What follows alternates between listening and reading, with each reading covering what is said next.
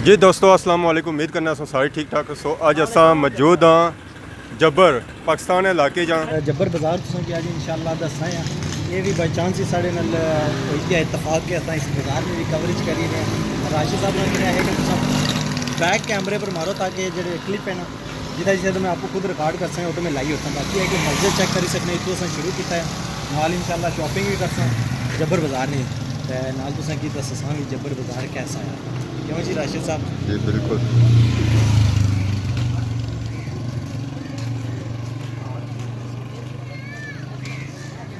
किताब मज़ारात पर हाज़िरी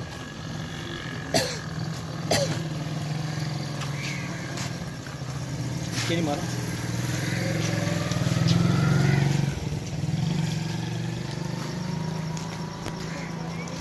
हाँ जी चाचा ठीक हो? कितने जा रहे हो?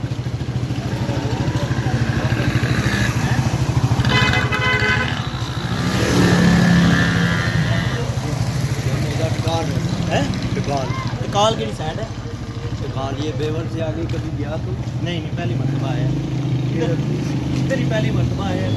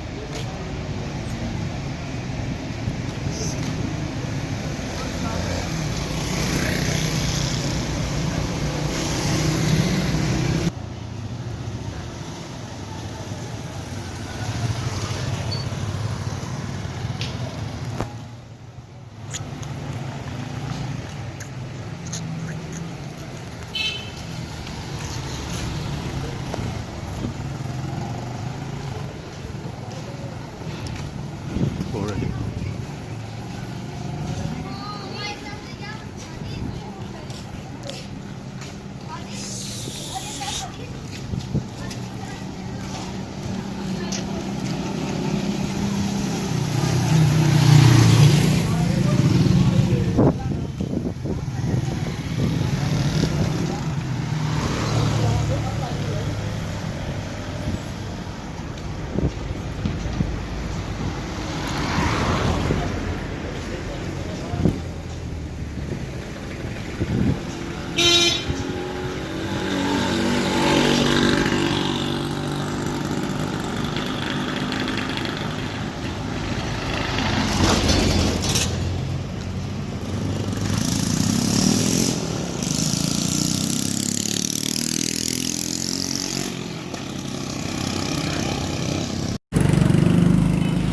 जी बिल्कुल राशिद साहब इस गड्डी ने बारे थे मैं दसी रहा सा कि तक्या उसी ने इतने जी बी लिखा हुआ है इसमें क्या मतलब है आई हो गया ਗਿਲਟ ਪੈਟਰਨ ਜਿਹੜਾ ਹੈ ਲੈਂਡੀ ਉਹ ਹੈ तक्या ने ना निशानी गोरियां नहीं आई गई ना इतने तो ये बड़ी नायाब किस्म की गड्डी है राशिद साहब का इसमें इसकी आखने ਯਾਦਗਾਰ ਰੱਖਣੇ ਦੀ ਆ फोर्ड गड्डियां इतने बड़ियां चलनियां ही जब्बर ही साढ़े डडियाल पहले चलनियां होनियां सी ਹੁਣ ਖਤਮ ਹੋਈ ਗਈਆਂ